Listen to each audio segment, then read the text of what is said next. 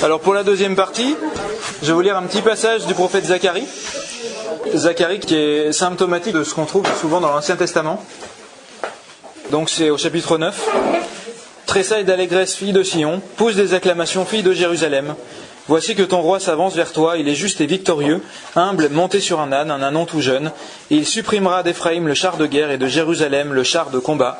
Il brisera l'arc de guerre, il proclamera la paix pour les nations.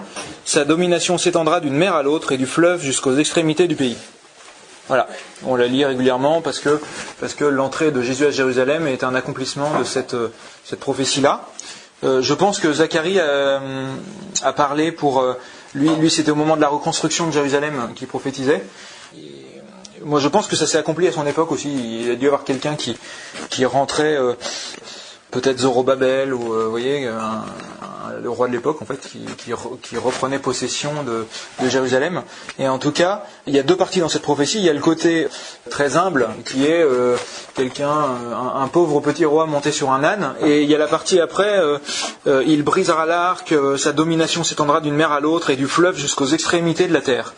Et donc il y a une illusion d'optique dans cette prophétie-là, qui est qu'on a la partie venue du Christ dans l'humilité et venue du Christ en gloire, mais entre les deux, on n'a pas la partie qui nous concerne nous, qui est des venues du Christ peut-être intermédiaires. Mais d'ailleurs, c'est pour ça que beaucoup de Juifs attendaient un Messie glorieux. C'est parce que beaucoup de prophéties dans l'Ancien Testament accolent les deux parties, quoi. Les derniers temps qu'on vit, en fait, derniers temps dans la Bible, ça veut dire temps de la patience qui s'écoule entre la venue corporelle du Christ, la venue historique du Christ, et puis le moment de son retour en gloire, mais on ne sait pas combien de temps ça va durer, c'est ça les derniers temps. Et ça induit un peu en erreur, parce qu'on se dit, c'est les derniers temps, on a l'impression que c'est la fin de la fin, quoi, qu'on est au bout du rouleau, et que là, on va tomber dans le précipice, quoi. Et en fait, les derniers temps, c'est le temps de la grâce, quoi, où il y a quelque chose qui doit encore s'accomplir. Paul, il dit, je continue à souffrir ce qu'il reste de souffrir des souffrances du Christ. En fait, il dit ça aux Colossiens. Alors on se dit, est-ce que le Christ n'a pas fini de souffrir ? Et en fait, en tant que pierre vivante, en tant que membre du corps du Christ, on continue à finir le boulot du Christ, en la personne du Christ, finalement, en tant que membre du Christ, en fait. Le Christ en nous continue de déployer ses souffrances dans le temps, en fait. Voilà. Et on vit ce temps de la miséricorde où d'un côté, il y a des grâces de plus en plus abondantes, d'un autre côté, il y a l'iniquité de plus en plus importante, et puis la coupe de la colère de Dieu qui se remplit, et à un moment, quand la coupe est pleine, il y a un assez qui retentit, et là, boum, Dieu revient d'une manière un peu particulière, et c'est ce qu'on appelle le jour du Seigneur, c'est le temps eschatologique. Voilà. Donc, si on doit parler en fait des temps, le temps donné aux hommes trouve trois accomplissements en fait, finalement dans le temps du Père, dans le temps du Fils et dans le temps de l'Esprit Saint, et qu'on trouve tous les actes de ce drame qui se joue du combat entre le bien et le mal, du démon qui veut perdre les âmes et du Christ qui veut arracher des âmes au démon. Ce drame-là se déploie dans tout le temps. Et quand on dit, par exemple, dans l'Apocalypse, le démon est précipité sur la terre, en réalité, il est précipité sur la terre à chaque époque, en fait. C'est-à-dire que c'est pas à l'origine il est précipité sur la terre, ou c'est pas maintenant il est précipité sur la terre, c'est un peu à tout instant, temps des hommes, qu'il est précipité sur la terre, en fait, en quelque sorte. C'est comme si on était témoin aujourd'hui du moment où le diable a été dégagé du paradis parce qu'il était en train de tout casser sûrement, et Dieu lui a dit, attends, c'est chez moi là, voilà, et il l'a poussé dehors en disant, bon, maintenant, ça sera réservé aux anges qui me suivent et qui veulent de ma lumière. Toi, tu ne veux pas de ma lumière, donc va-t'en, va sur la terre. Puis d'ailleurs, je vais me servir de toi pour que les hommes aussi soient libres et que s'ils veulent, ils te choisissent toi, et que s'ils me veulent moi, ils me choisissent moi. Voilà. Et c'est un petit peu ce drame qui se joue sur la terre, s'étire finalement. Et donc, on a le temps du Père, le temps du Fils et de l'Esprit Saint qui sont retracés dans les lettres aux 7 églises notamment. Je vais lire par exemple à Smyrne, c'est la 2e église. Tu écriras encore ceci à l'ange de l'église qui est à Smyrne. Ainsi parle celui qui est le premier et le dernier, celui qui était mort, qui est revenu à la vie. Je connais ta détresse et ta pauvreté, pourtant tu es riche. Je connais les calomnies de ceux qui se disent juifs. Ils ne le sont pas vraiment, c'est une synagogue de Satan. Sois sans aucune crainte pour ce que tu vas souffrir. Voici que le démon va jeter en prison certains des vôtres et vous mettre à l'épreuve. Vous serez dans la détresse pendant 10 jours. Sois fidèle jusqu'à la mort et je te donnerai la couronne de la vie. Celui qui a des oreilles, qu'il entende ce que l'Esprit dit aux églises, au vainqueur, la seconde mort ne pourra faire aucun mal. Donc là, on a la lettre écrite à la deuxième église, l'église de Smyrne. Donc c'est Apocalypse, les chapitres 2 et 3 de l'Apocalypse. Là, j'étais sur 2, versets 8 à 11. Et donc, on a 7 fois ça, où il commence par une adresse à l'église. Tu écriras à l'ange de l'église, machin truc. Donc l'ange, on peut y voir l'évêque, à l'époque de Jean. Et puis on peut y voir aussi les 7 anges qui veillent sur les 7 époques du temps, en fait. Et comme il y a 3 ères, il y a l'ère du Père, l'ère du Fils et l'ère de l'Esprit Saint. Si je prends la première lettre de l'église à Éphèse, par exemple... C'est assez proche de Joachim de Flore, très clairement une hérésie. En fait, non. L'hérésie de Joachim de Flore, c'est d'avoir donné des dates et d'avoir dit il y aura une période de gloire de l'Église en premier. En fait, ce qui a été condamné chez Joachim de Flore, c'est le millénarisme, c'est-à-dire fonder toutes ses espérances sur une période de gloire que doit traverser l'Église avant le retour en gloire du Christ, en gros. C'est ça. Et en fait, l'Église a condamné le millénarisme tel qu'il était formulé par Joachim de Flore, mais il n'y a pas eu de condamnation ferme. Joachim de Flore, en fait, a formulé quelque chose, mais pas d'une manière juste. Dans le Denzinger, il est dit, c'est-à-dire dans le recueil des actes de l'Église, il est dit la doctrine du millénarisme telle qu'enseignée par Joachim de Flore ne peut pas être enseignée avec certitude. C'est ça qu'il dit, très exactement. Et c'est hyper nuancé. Je sais que par exemple quelqu'un comme Divo Barsotti, qui est un grand spirituel, il a dit lui-même qu'il pensait que, étant donné que le millénarisme, en fait, il y avait toujours eu une ambivalence sur le millénarisme, parce qu'il y avait la majorité des pères de l'Église, par exemple, qui enseignaient le millénarisme, ce qui est quand même pas rien, quoi. Et qui disaient très clairement, il va y avoir une période particulière, mais on ne sait pas encore trop comment. Finalement, ce que l'Église a dit sur le millénarisme, ça aussi, je pense que c'est une erreur d'aujourd'hui, c'est d'absolutiser ce qui a été dit par l'Église en disant c'est une hérésie, alors que l'hérésie, c'est plutôt de vouloir dire je suis sûr qu'à de telle date à telle date, voilà ce qui va se passer, et que l'Église va être glorieuse avant le retour du Christ. En fait, c'est pas ça. Joachim de Flore, il a eu des intuitions sur une certaine interprétation de ces lettres de cette Église, mais je dirais qu'il y a plein d'autres personnes qui ont eu d'autres intuitions et qui l'ont formulé d'une manière différente.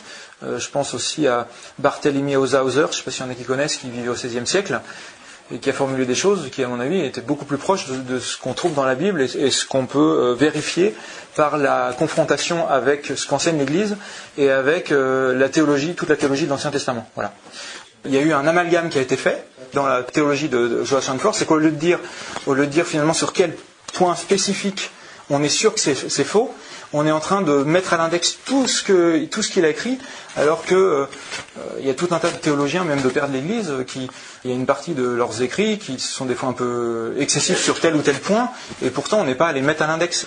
Et voilà. Et donc je crois, moi, qu'il y a ces airs du Père, du Fils et de l'Esprit Saint, et ce n'est pas pour savoir à quelle date le Christ va revenir, c'est uniquement parce que je crois que c'est une manière qu'a Dieu de faire profiter pleinement les hommes du temps présent, et notamment en comprenant le moment spirituel, les grandes lignes de force spirituelle que l'humanité est en train de vivre.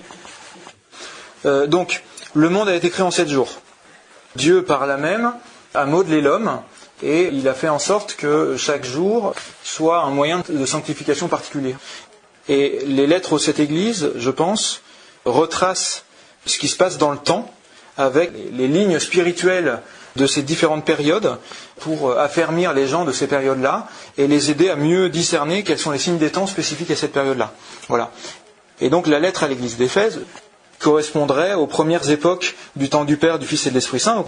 C'est une lettre donc d'une église qui est plutôt l'église la plus importante de l'Asie mineure, Éphèse, où on parle de 7 étoiles, où on parle d'un labeur, où on parle d'un chandelier qui éclaire.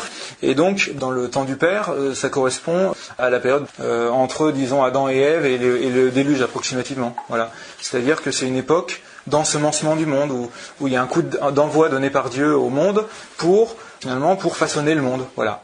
Et dans le temps de Jésus, il est également possible de déterminer des périodes, en fait, quand on essaie de remettre dans l'ordre un petit peu historiquement ce qui s'est passé dans la vie de Jésus.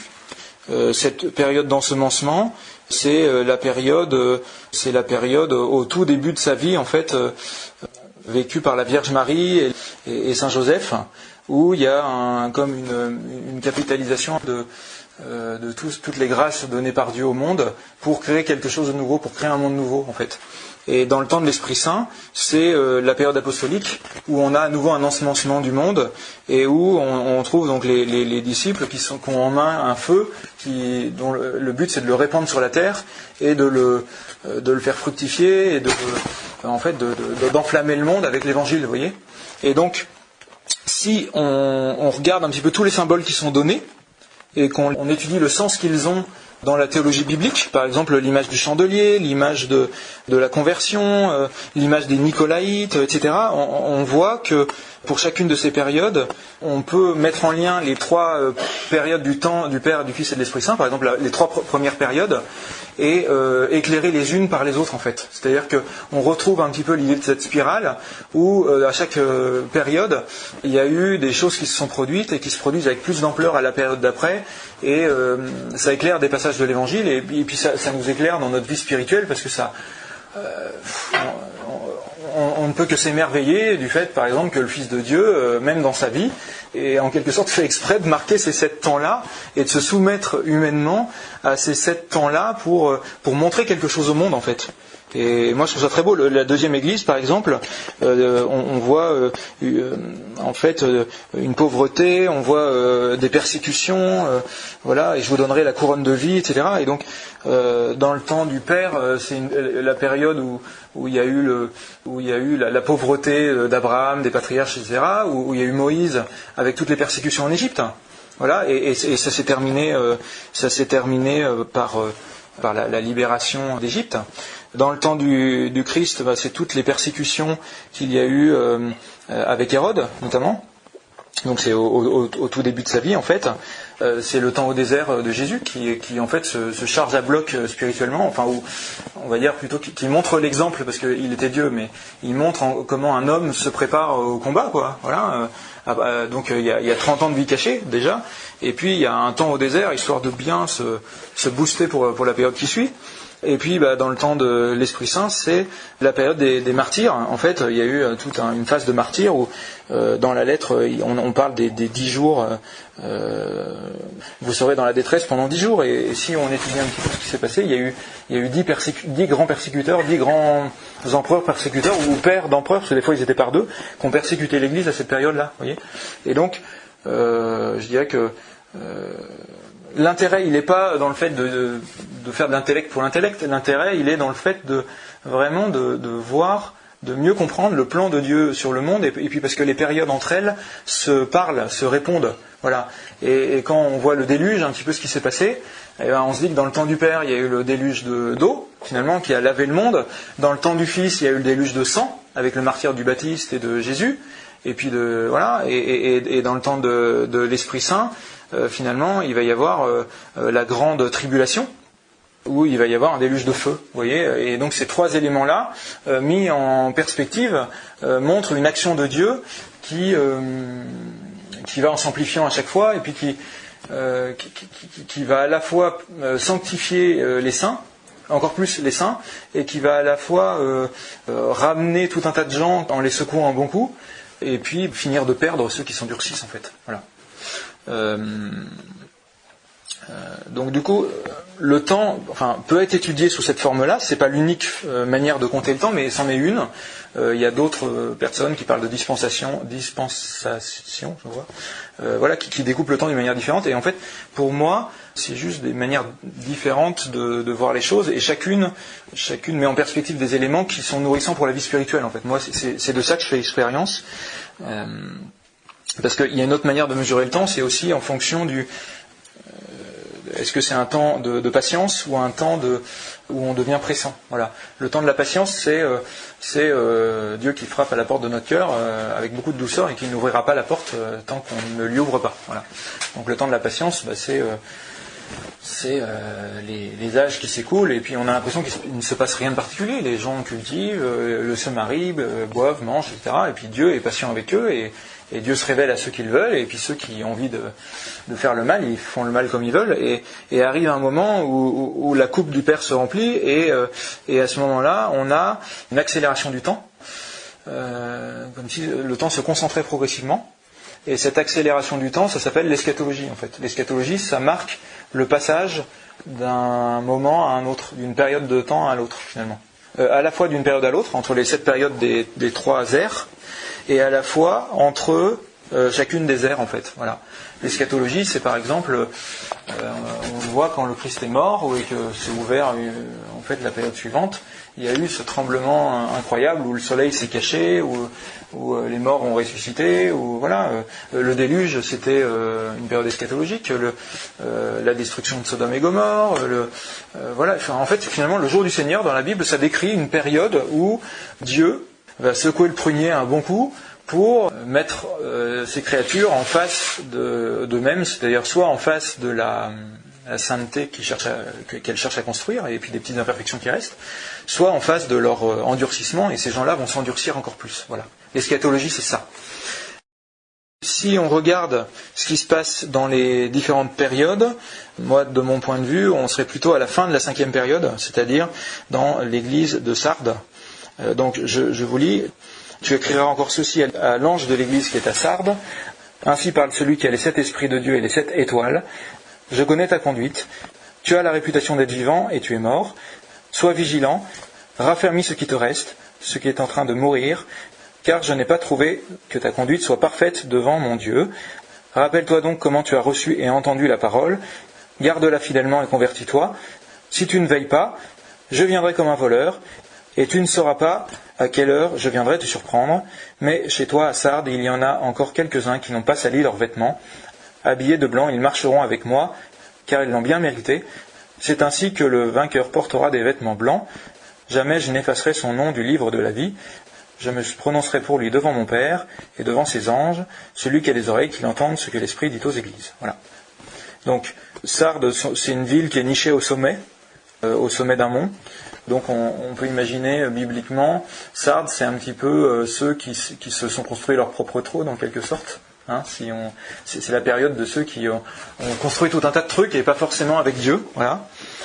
Tu as la réputation d'être vivant mais tu es mort. Ben là, c'est assez clair finalement. Il y a une dégradation progressive. Il y a quelque chose qui en fait, on bénéficie de tout ce qui s'est passé depuis des siècles où dans les sociétés, des choses se sont faussées progressivement et puis on se met à ne plus considérer les choses avec le regard de Dieu. On n'a plus forcément un regard juste sur qu'est-ce qu'un homme, qu'est-ce qu'une femme, comment faire bien son travail, parce qu'on se dit, il n'y a pas Dieu, finalement je suis tout seul, donc il n'y a personne qui me regarde, donc je peux faire que je veux. Donc tu as la réputation d'être vivant mais tu es mort, c'est vraiment la mort spirituelle. Voilà. Pour moi, on arrive dans les temps où, enfin, on est plutôt à la fin de la période où il y a vraiment cette famine spirituelle où on voit dans le livre des Lamentations, il est dit que tous nos enfants meurent à tous les carrefours. C'est de l'inanition, quoi. C'est-à-dire que les enfants ne reçoivent pas le béaba de leurs parents sur qui est Dieu, quoi. Enfin, ce qui peut les sauver, c'est de connaître l'amour de Dieu et donc alors il y a tout un tas de gens de bonne composition, plutôt dans les agnostiques par exemple, ceux qui croient en l'amour mais qui ne croient pas que cet amour est en la personne de Dieu. Mais finalement aujourd'hui il y a cette mort qui règne. Tu as la réputation d'être vivant parce que extérieurement ça a l'air d'aller, mais intérieurement tu n'as pas cette huile qui te sera nécessaire pour le moment où je vais revenir. Voilà. Sois vigilant, raffermis ce qui te reste, parce que je n'ai pas trouvé que ta conduite soit parfaite devant mon Dieu. Rappelle-toi donc comment tu as reçu et entendu la parole, garde-la fidèlement et convertis-toi. Donc voilà, on est dans la fin du temps de la patience, et si tu ne veilles pas, je viendrai comme un voleur, et tu ne sauras pas à quelle heure je viendrai te surprendre. Donc le je viendrai comme un voleur est surprenant parce qu'on n'est que dans la 5e période. D'après moi, je mets toute la réserve qui s'impose. Et donc on se dit, alors est-ce qu'on va connaître le retour du Christ en gloire ? Et donc, en fait, si on fait le lien avec tout ce que disent les prophètes aujourd'hui, avec tout le discernement qui s'impose, dont j'ai parlé un petit peu, il y a un retour du Christ qui est intermédiaire, qui ne sera pas encore d'une manière visible par tous, qui vient avec puissance et qui boute les ennemis en enfer et qui ramène à lui tous ses enfants. C'est une venue intermédiaire. En fait, dans le Nouveau Testament, Jésus compare la venue de Dieu à l'entrée du voleur dans une maison qui va percer la cloison. ce qui est assez paradoxal. Ça, c'est typiquement biblique, c'est-à-dire le fait d'isoler une idée et de faire abstraction du fait que le gars c'est un voleur, etc. Enfin, un peu comme le gérant, là, il loie le gérant, et nous ça nous choque parce que nous on fait un amalgame, on se dit il était méchant donc faut le jeter, quoi. Aujourd'hui c'est comme ça qu'on pense.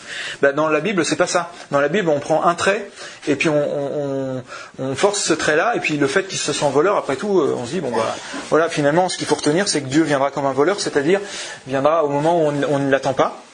Et il va forcer, donc il va faire un trou dans la cloison, et donc la cloison, ça ne peut être que quelque chose qui est autour de l'homme et qui ne devrait pas y être, c'est-à-dire ces petits péchés finalement, parce que si on regarde au niveau un des signes, par exemple, c'est les cavernes. Les cavernes où on dit les gens se cacheront dans des cavernes et ils diront aux montagnes cachez-nous. Et le cachez-nous, dans la Bible, très clairement, quand on regarde tous les mots grottes qui apparaissent, tous les mots cavernes, etc., on voit que c'est la méchanceté de l'homme. En fait, on se cache dans ses propres imperfections et dans sa duplicité, et on va avec des gens qui sont un peu comme nous, qui vont cacher des trucs. Dans un club échangiste, par exemple, voilà, la porte est fermée et puis personne ne voit ce qu'on y fait. Cette caverne, c'est les petits péchés qu'on fait, nous, dans notre côté, et en fait, le Seigneur va venir, il va y avoir une venue, et qui va percer cette carapace-là, et tu ne sauras pas à quelle heure je viendrai te surprendre. Et donc, dans les prophéties d'aujourd'hui, si vous vous intéressez un peu à ça, pour moi, ça correspond à l'avertissement ou l'illumination des consciences. Alors, c'est quelque chose qui est assez renversant, parce que quand on relit la Bible, on voit qu'un peu partout, on évoque ça. Donc, le côté négatif, c'est... je perce la cloison et ça te fait mal parce que c'est comme si quelqu'un déracinait une mauvaise herbe et que moi j'étais, en admettant que je sois une bonne herbe, ça va complètement remuer la terre autour de moi. Ou si maintenant c'est mon cœur dans lequel il y a un jardin et qu'il y a des bonnes herbes et des mauvaises herbes, finalement l'arrachage des mauvaises herbes ça va me faire mal au cœur parce que ça va faire comme une plaie. Et l'avertissement c'est un peu ça, ou l'illumination des consciences, c'est-à-dire que c'est une venue du Seigneur, une venue miséricordieuse qui n'est pas encore le retour en gloire et qui est donnée à l'humanité pour prendre conscience de ses péchés, en fait. C'est-à-dire c'est une lumière braquée sur notre carapace, sur le mur qui est autour de nous, et qui va nous donner un temps où on va éprouver une intense douleur, qui est décrite notamment dans le premier chapitre de l'Apocalypse. Voici qu'il vient parmi les nuées, et tous les hommes qui le verront, même ceux qui l'ont transpercé, en le voyant, toutes les tribus de la terre se lamenteront. Voilà, ça provoque une lamentation. On trouve ça aussi dans Zacharie au chapitre 12, où il y a tous les clans qui se frappent la poitrine séparément. Séparément pourquoi ? Parce que c'est une venue du Christ individuel qui va nous frapper le cœur et qui va provoquer cette douleur des péchés commis et il va nous montrer en vérité l'effet de nos péchés. Voilà. Donc moi j'ai insulté un tel, Pauline par exemple, et je verrai l'effet que ça a produit chez Pauline et je vais en souffrir. Voilà. C'est-à-dire que je verrai le Christ qui est en Pauline, qui a souffert dans le mal que j'ai fait à Pauline. Tu vois. Et c'est ça le côté négatif de ce signe des temps-là, qui est l'illumination des consciences, l'avertissement. Et donc, l'illumination des consciences, c'est le côté positif, si j'ose dire. Les gens qui auront très peu d'imperfections, il y aura comme de la poussière autour d'eux qui va être balayée d'un coup, et ils auront une rencontre avec Dieu qui sera très forte, un peu comme une extase en fait, et qui va affermir ces personnes-là, quoi. Et donc pour étudier comment sera l'avertissement, si on veut s'appuyer sur la Bible, parce que la Bible c'est vraiment la clé qui permet d'ordonner toutes les prophéties, comme je le disais, et les lettres aux 7 églises, c'est la clé qui permet d'avoir un certain déroulement des faits.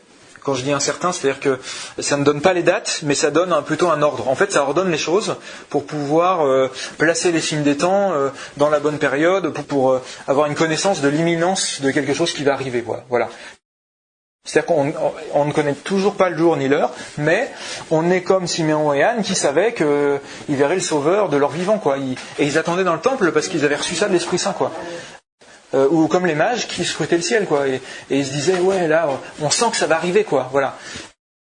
Les lettres aux 7 églises, c'est vraiment ce qui est donné au monde pour être alerte sur ce qui va arriver, voilà, pour accomplir la prophétie de Dieu ne fait rien sans en révéler ses secrets à ses serviteurs les prophètes. Et donc ces serviteurs les prophètes, c'est des gens qui prennent du temps pour prier, qui prennent du temps pour travailler dans leur vie spirituelle sur les petites imperfections ou les grosses imperfections, et puis vivre des sacrements, etc.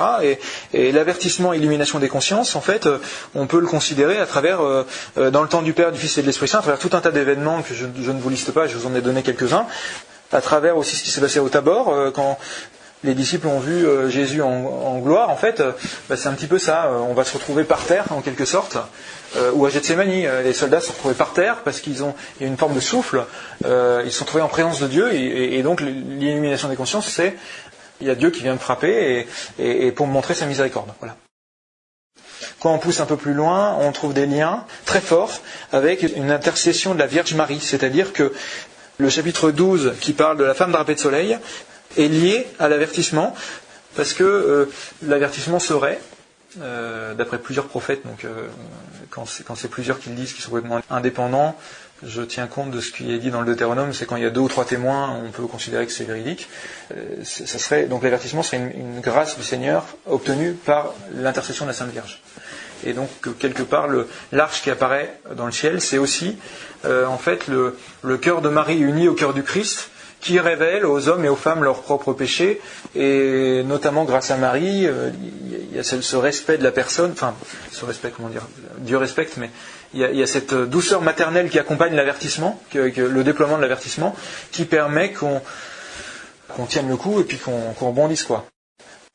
Il y a plein de messages qui parlent de ça, mais à chaque fois c'est d'une manière un petit peu...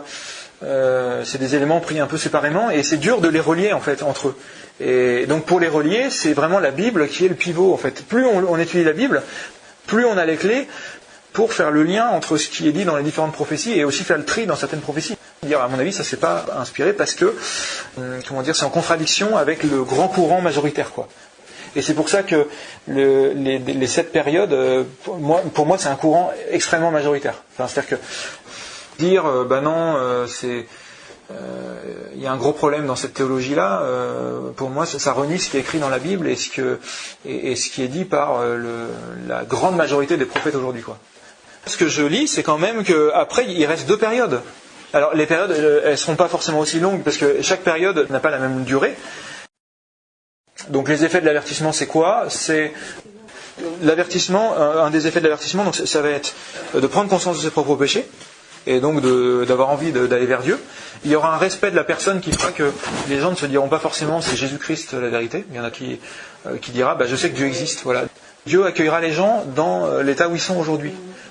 Moi je pense, mais ça c'est moi qui le dis, qu'il y aura à ce moment-là une unification de l'Église, qui va donner de la puissance à l'Église, la puissance que l'Église a perdue en se divisant. Et donc si on relit l'avertissement à la femme drapée de soleil, il y a la couronne de 12 étoiles qui montre l'unité, quoi. Pour moi, il y a tout un tas de choses qui vont dans le même sens et qui montrent qu'il y aura une unité plus grande qui sera donnée à l'Église pour la période de persécution qui va suivre, parce que pour le coup, le vêtement blanc c'est complètement un signe de persécution, quoi. On le trouve dans la 2e période, la période des persécutions. C'est un peu, finalement, en lavant votre robe dans le sang de l'agneau, dans le bain de la persécution, dans le bain de sang, vous devenez les saints, vous recevez la robe blanche et la couronne de vie. La 2e période, c'est ça qui dit.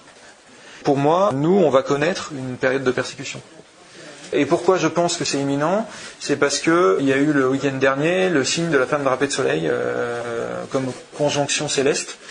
C'est-à-dire que, comme les mages, ils ont eu, nous, de notre côté, on a eu, en plus de la constellation du Lion qui contient 9 étoiles et qui est au-dessus de la constellation de la Vierge, il y a eu un alignement de 3 planètes supplémentaires ce week-end, donc qui faisait que 9 plus 3 égale 12, et donc il y avait la couronne de 12 étoiles au-dessus de la constellation de la Vierge.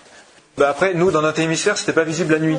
Je me dis, l'hémisphère sud, ils ont eu une grâce particulière, et peut-être que c'est comme les mages, Dieu a balancé ce signe-là en se disant, l'hémisphère nord, avec leur science, ils pourront très bien, avec les cartes du ciel en ligne, vérifier, voilà. Donc du coup, pour moi, c'est un signe clair que, préparez-vous, la grande tribulation va arriver, et relever la tête, c'est maintenant, quoi. La grande tribulation, c'est-à-dire l'accélération du mal, c'est-à-dire une grande persécution, c'est-à-dire tout un tas de trucs qui sont décrits dans les chapitres de l'Apocalypse. Je vais dire un mot sur la période d'après, parce que ce qui est bluffant, c'est la période d'après, en fait.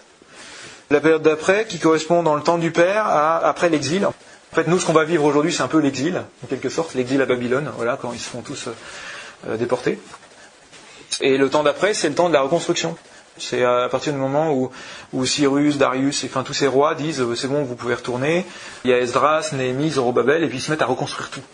Et donc le temps d'après, après tous ces cataclysmes et cette venue intermédiaire du Christ finalement, c'est une période où ceux qui sont encore vivants construisent le monde et réévangélisent le monde, parce qu'il y a tout un tas de gens qui ne connaîtront pas Jésus, quoi. Je parle sous couvert de décrypter la lettre à Philadelphie, hein. Je peux vous l'argumenter de manière biblique, mais ça prendrait trop de temps. Et de mettre ça en lien avec des prophéties, et toujours avec plusieurs prophéties à la clé qui disent, qui vont dans le même sens, qui sont unanimes là-dessus, quoi. Et on le relie à ça, quoi. Donc la dernière période qui sera la période de la venue de l'Antéchrist. Et moi, je pense qu'il y aura on attend encore 2 Antéchrists finalement. Un Antéchrist que je pense qu'on connaîtra à notre période, qui va être en la personne d'un homme, voilà.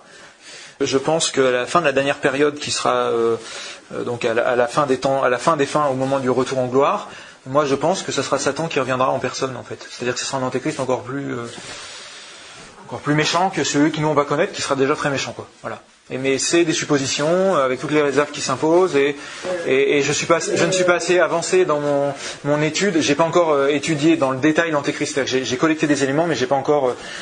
Là, je suis à la fin des lettres aux 7 églises et des 7 sceaux. Est-ce que ça vous intéresse qu'avant de terminer, je vous donne quelques clés sur les 7 sceaux qui suivent les lettres aux 7 églises? Donc dans l'Apocalypse, on trouve au chapitre 6. Alors oui, parce que l'Apocalypse, c'est des septénaires. C'est-à-dire que Jean, il décrit tout un tas de tableaux. Donc je vous parlais de la femme drapée de soleil, qui est le premier des 7 signes de la grande tribulation. C'est-à-dire que si on étudie la femme drapée de soleil, il y a aussi le dragon, il y a aussi le faux prophète, il y a aussi les 2 témoins, et tout ça, en fait, si on les étudie, ça parle de notre époque à nous. Si on regarde, par exemple, les 7 trompettes, c'est-à-dire qui correspondent, je pense aussi à notre période, ça va être en fait tous les fléaux qui se déchaînent à travers le temps, et qui vont se déchaîner de manière particulièrement forte lors de la grande tribulation. Voilà, avec les cataclysmes et tout, machin, et qui ont aussi une interprétation spirituelle, parce que s'arrêter à l'interprétation humaine qui est juste la météorite, machin, en fait c'est imparfait dans le sens où ça ne rend pas compte de ce que le Seigneur a voulu donner à travers ces textes. Donc si je reviens en arrière, donc entre la lettre aux 7 églises et les sceaux, en fait on a un petit intermède où on voit une liturgie céleste, une porte ouverte, et je fus saisi par l'Esprit, un trône était dressé dans le ciel, et il y avait les vêtements blancs, et puis il y avait le vieillard, et puis les 24 qui étaient là. Et donc c'est là qu'on a les 4 esprits qui sont décrits par saint Irénée comme étant les 4 évangélistes. Et en fait, l'erreur courante, je pense, dans l'interprétation, et c'est pour ça que c'est dur à interpréter, c'est que on se dit le premier sceau, ça va peut-être être la première période, le deuxième sceau, la deuxième période, etc. Et puis on chasse le petit intermède. Il y a deux éléments en fait, entre les lettres aux 7 églises et les 7 sceaux. Et en fait, pour moi, le premier intermède, il correspond à la première période, parce qu'on parle des 4 évangélistes, on parle d'un ensemencement du monde, on parle des 24 anciens qui se tiennent devant le Seigneur, qui sont l'ancien Israël avec les 12 patriarches et le nouvel Israël, enfin l'Église avec les 12 disciples. Donc ce qui se passe, cette liturgie céleste-là, c'est un petit peu comme si on mettait la caméra au ciel au moment de la première période de l'Église, en fait. Et c'est extraordinaire. Donc après, on a l'ange qui dit mais qui est digne d'ouvrir les sceaux, etc. Les 24 anciens qui se lamentent parce que personne n'est jugé digne d'ouvrir les 7 sceaux, voilà, qui vont suivre. Et il y en a un qui est digne de recevoir les sceaux, c'est le Christ, qui a toujours été identifié dans l'interprétation de ces textes-là, comme le martyr qui, par son martyr, avait obtenu d'ouvrir ses sceaux, en fait. Et on se demande ce que c'est que ces sceaux. Et ça correspond à la deuxième période, parce que le martyr du Christ uni au martyr de cette deuxième période, qui est la période des grands persécuteurs, en fait, entre 300 et juste avant la période des pères de l'Église, qui correspond à la troisième période, et bien tout ce bain de sang a obtenu au monde de pouvoir, que Dieu envoie des prophètes qui donnent au monde les explications des sceaux qui suivent, en fait. C'est-à-dire que les sceaux, c'est des choses décrites de manière imagée par Jean, mais on ne comprend pas ce que ça veut dire parce que c'est surnaturel. Et bien par le sang de Jésus et de tous les martyrs qu'il y a eu dans la deuxième période, eh bien on a obtenu, l'humanité a obtenu la grâce d'avoir des prophètes envoyés qui expliquent l'ouverture de ces différents sceaux. Et donc sur les 7 sceaux, on a ensuite donc le premier sceau, pour le coup, l'un des 4 vivants qui dit avec une voix comme celle du tonnerre, viens, et il y a un cheval blanc, celui qui le montait tenait un arc, une couronne lui fut donnée, et il sortit en vainqueur pour vaincre. Voilà. Et donc ça, beaucoup de gens disent, ça, je pense que c'est le Christ, c'est les évangélisateurs, parce que c'est la première période, etc. Et en fait, moi, dans la Bible, l'arc, c'est quasiment tout le temps une arme de guerre, quoi. C'est pas l'épée de la parole de Dieu, c'est le petit arc un peu mesquin qui tire des flèches, parce que il n'ose pas aller au corps à corps. Et puis il tire des flèches, les brandons enflammés dont parle saint Paul dans la lettre aux Éphésiens au chapitre 6, les traits de Satan qui nous atteignent, qui sont les vices finalement, qui sont les tentations, etc. Pour moi, c'est clairement le faux prophète. Et donc ça correspond non pas à la première période, mais à la troisième période, qui est la période en fait dont j'ai pas parlé, mais qui est la période de l'illumination du temps. Ça correspond au Sinaï dans le temps du Père. Donc avec l'illumination de l'humanité, avec les 10 commandements qui sont quelque chose de pur pour élever l'âme normalement, qui sont le sermon sur la montagne dans le temps du Fils, qui est le grand discours. Juste en méditant ça, je dirais qu'on aurait presque tout ce qu'il faut pour notre vie spirituelle. Enfin, c'est extraordinaire, juste de méditer sur tout ce que Jésus dit sur la montagne, et qui sont la période des pères de l'Église, extraordinaire pour l'Église, tous ces théologiens qui étaient des grands priants et qui étaient qui écrivaient des choses extraordinaires, ont irrigué toute l'Église de leurs enseignements, quoi. Vous voyez, donc cette troisième période-là. Et donc, le cheval blanc a été envoyé par un des vivants qui dit viens. C'est-à-dire, pour moi, c'est un des anges, c'est un ange qui autorise quelqu'un à venir. Donc Jésus, il ne va pas attendre qu'on lui dise viens. Donc c'est plutôt les faux prophètes. En fait, tous les faux prophètes qui sont nés dans cette période-là et dont le paroxysme, c'est le premier déploiement du chiffre de la bête, 666, qui correspond à la date de mise par écrit du Coran, ou la période de mise par écrit du Coran. Parce que le Coran, pour ceux qui l'ont étudié, est issu d'hérésies qui se sont propagées, de gnoses en fait, qui ont été combattues par tout un tas de théologiens, et qui, dans la région de la Mecque et autres, ont fait florès, et puis peut-être que les gens du coin n'ont pas croisé de cathos super dynamiques et qui ont été des bons témoignages, et du coup cette mauvaise plante des petites hérésies là a éclos et a donné un grand arbre, et aujourd'hui c'est une religion. Où est l'hérésie? C'est que ça nie la divinité de Jésus, ça nie la Trinité, qui sont quand même la base, et ça se proclame en fait la suite, en fait l'accomplissement de la foi catholique, c'est-à-dire vous n'avez pas besoin de lire ce qu'il y avait avant, et encore dans le Coran c'est marqué à plein d'endroits qu'il faut quand même lire, mais bon, parce que la bonne religion c'est nous finalement. Premier saut, c'est ça, pour moi c'est l'islam, même si je dirais que si on va jusqu'au bout pour ce signe des temps-là, le jour où la Vierge Marie va se pointer avec l'illumination des consciences, je pense qu'il y aura une conversion massive des musulmans qui vont être encore plus fervents que nous, quoi. Qui vont être les ouvriers de la dernière heure, et nous on s'étonnera qu'ils reçoivent le même salaire que nous, et alors qu'en fait les mecs ils ont le double de foi par rapport à nous, parce qu'ils attendent que Jésus revienne dans son humanité. En fait, ils savent que Jésus va revenir, mais ils pensent que Jésus n'est qu'un homme, que ce sera un prophète qui reviendra, quoi. Et en fait, les mecs, ils sont déjà branchés sur Dieu, quoi. Ils pensent déjà à Dieu toute la journée. Et même s'il y a plein de mauvais musulmans, il y a aussi tout un tas de gens qui essaient de vivre leur foi humblement et qui pensent à Dieu. Dans l'islam, on trouve des choses qui sont mauvaises. Et donc, Dieu, il s'arrête pas là-dessus. Il dit, il dit aux musulmans, Dieu est amour. Donc, Dieu dit aux musulmans, quand il montera au ciel, est-ce que tu as pratiqué les 5 piliers de l'islam? C'est ça qu'il va lui dire. Sa mesure à lui. Aux musulmans, c'est les 5 piliers de l'islam. Donc un bon musulman qui aura bien pratiqué les 5 piliers de l'islam et qui aura avec amour, il sera accueilli par Dieu. Donc mon discours n'est pas du tout pour juger les musulmans, c'est plutôt pour dire que dans les signes des temps, il y a aussi le fait que l'islam contient des mauvais germes qui ne sont pas inspirés de Dieu. En fait, on est sauvé par le baptême, mais le baptême, c'est pas uniquement le baptême chrétien, le baptême c'est aussi la souffrance. C'est-à-dire que Dieu peut ramener des gens à lui par la souffrance. Et donc un musulman qui passe par la souffrance, en fait pour moi c'est pas l'islam, en fait c'est Dieu qui passe pour sauver quand même les personnes. Voilà. Je continue, je vais essayer d'aller plus vite sur les autres quand même. Le saut suivant, le cheval couleur de feu pour enlever la paix. Donc c'est quelqu'un qui apporte la guerre. Donc 666 x 2, c'est 1332.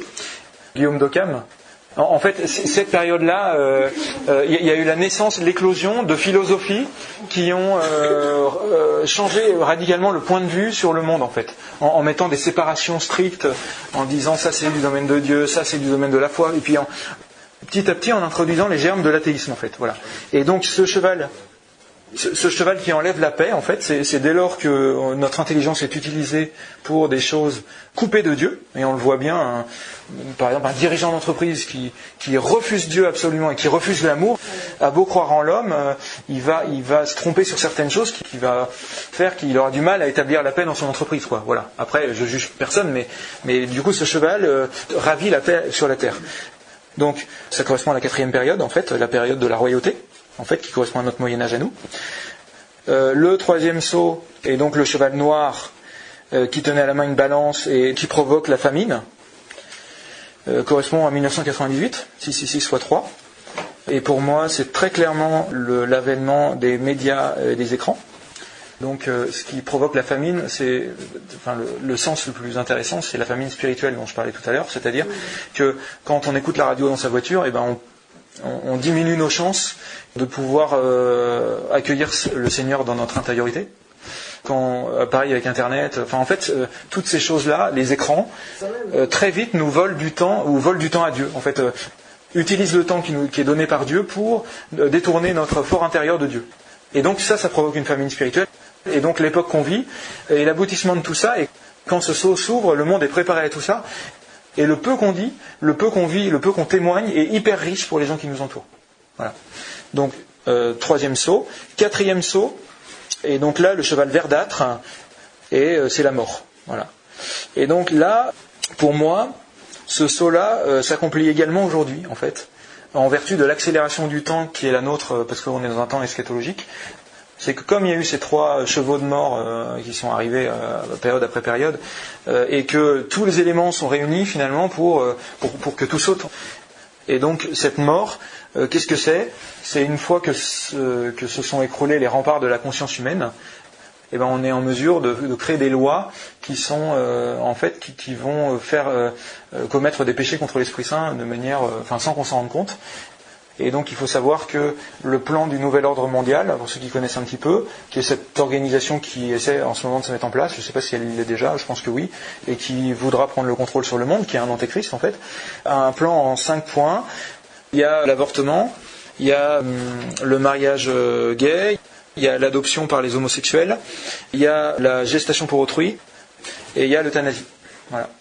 Et je pense que cet ange de mort numéro 4 correspond à ça et pour notre période aussi.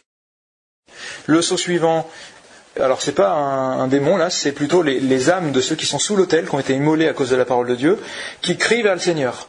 Et donc en demandant vengeance pour tout ce sang répandu en fait. Et donc ça c'est l'intercession des saints au ciel.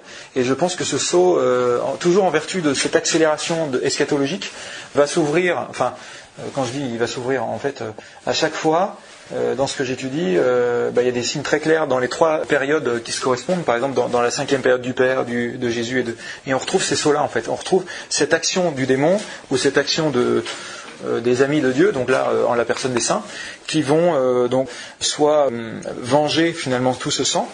Et donc les cataclysmes qui vont se produire sont notamment résultent de la prière des saints. Voilà. On peut penser à Élie qui a fermé le ciel en disant « je veux pas qu'il pleuve parce que le peuple se pervertit ». C'est un petit peu ce qui se passe là. En fait, ça c'est un déploiement dans la période du Père de ce qui se passe à notre époque, c'est-à-dire où des fois c'est des personnes qui vont demander que le malheur vienne pour punir les méchants en gros. Voilà. Pour punir les méchants, pour que le dessein de Dieu s'accomplisse d'une manière plus forte, quoi, pour que Dieu pousse tout le monde un bon coup. Voilà. Et donc le deuxième effet, effectivement, c'est que les saints se sanctifient encore plus. On retrouve l'avertissement dans ce sceau-là, finalement. La grâce de connaître ses péchés avec la douleur que ça occasionne, et puis aussi le fait d'être affermi, et que après l'avertissement, en fait, les chrétiens auront puis tous les hommes de bonne volonté recevront des grâces particulières, comme lors de la transfiguration, d'après moi, pour savoir quelle est leur mission, pour que leur mission se précise, voilà. Et on le saura de manière plus précise suite à cette période-là. Après, le 6e sceau, c'est le grand tremblement de terre, le soleil qui devient noir, etc. Donc là, on voit le ciel qui disparaît, les rois qui se cachent dans les grottes, etc. Donc là, c'est complètement l'eschatologie à pleine balle. Et après, puis on voit les anges debout aux 4 coins de la terre qui retiennent les 4 esprits. Et là, il y a les 7 trompettes. Et les 7 trompettes, c'est vraiment le paroxysme de ces cataclysmes qu'on trouve en fait dans ce temps eschatologique qui, je pense, va se déployer à notre époque. et qui se reproduira aussi lors de la dernière venue du démon. Voilà. Donc ce qu'il faut retenir de tout ça, j'ai eu l'impression d'être bref, parce qu'en fait il y a tellement de choses à dire et on ne peut pas tout dire. Et sur les signes des temps, j'en ai ébauché quelques-uns, mais c'est court pour dire tout ce qu'il y a à dire dessus. C'est que la meilleure préparation qu'on puisse avoir pour se préparer au retour du Christ, c'est pas de faire des réserves en fait chez nous. Voilà, c'est déjà d'apprendre à vivre d'une manière plus simple. Poser la question, et tiens, et si j'ai pas d'électricité, comment je me débrouille ? Est-ce que j'arriverai à prendre une douche froide sans crier ? Est-ce que je pourrais partager avec mes voisins ? En fait, c'est s'habituer à avoir une vie avec une certaine sobriété, et puis se sanctifier, en fait, travailler à sa sanctification, comme je dis, c'est un peu pompeux de dire ça, c'est un peu orgueilleux, mais en fait c'est ça, c'est de dire, Seigneur, après tout ce que j'ai à faire, moi, c'est de prendre des temps pour prier, de profiter des armes spirituelles d'aujourd'hui, parce que aujourd'hui il nous est donné, je sais pas, si on fait des recherches sur un verset biblique par exemple, on a tout un tas d'explications données sur internet qu'on peut lire, on peut discerner, il y a tout un tas de bibles avec des notes, il y a tout un tas de... si on se pose une question, il y a le catéchisme de l'Église catholique, il y a des bouquins de théologie, aujourd'hui on est encore dans la période, dans la fin de la 5e période où c'est le temps où le Père laisse la marmite bouillir en quelque sorte, c'est-à-dire laisse les méchants aller jusqu'au bout de leur méchanceté et laisse les bons aller jusqu'au bout de leur démarche pour aller vers le Seigneur, pour recevoir, et parce qu'une fois que l'époux sera enlevé, c'est-à-dire une fois que ça va commencer d'une manière plus forte, qu'il y aura des tremblements de terre, qu'il y aura des persécutions, etc., ça va être plus difficile pour nous de prendre du temps pour prier, de se former à la parole de Dieu, de se former à chasser les démons, etc. Voilà. Donc c'est maintenant qu'il faut apprendre quelles sont les armes spirituelles, et puis demander au Seigneur de nous donner ce qu'il veut nous donner, parce qu'il y a une imminence, pour moi, le signe céleste, c'était un signe précurseur que ça va arriver dans pas longtemps. Et c'est pas le seul. Si je me permets de l'ouvrir sur ce sujet-là, c'est parce qu'il y a aussi Paul, il dit, on dira en cette période-là, paix et sécurité. La paix et sécurité, depuis 2009, c'est le slogan de l'ONU. Si vous allez sur le site de l'ONU, sur la page d'accueil, c'est marqué paix et sécurité. Et c'est vrai que du coup, on se dit, c'est flippant, en fait, c'est nous, la génération qui va connaître ça, Quand le Christ a parlé au chapitre 24 de Saint Matthieu de tous les cataclysmes, etc., effectivement, il parlait de l'eschatologie telle qu'elle se trouve dans les ères du Père, du Fils et de l'Esprit Saint, et dans les différents temps, parce que dans les 7 temps, on peut trouver des périodes eschatologiques également, et donc il parlait de la chute de Jérusalem, mais il parle aussi de notre période, et donc ça, il faut le décrypter, et voilà, donc il y a beaucoup de signes qui montrent aujourd'hui que c'est nous, parce qu'il faut relever la tête, il faut se dire, le Seigneur, il va nous guider, et voilà. Merci pour votre attention.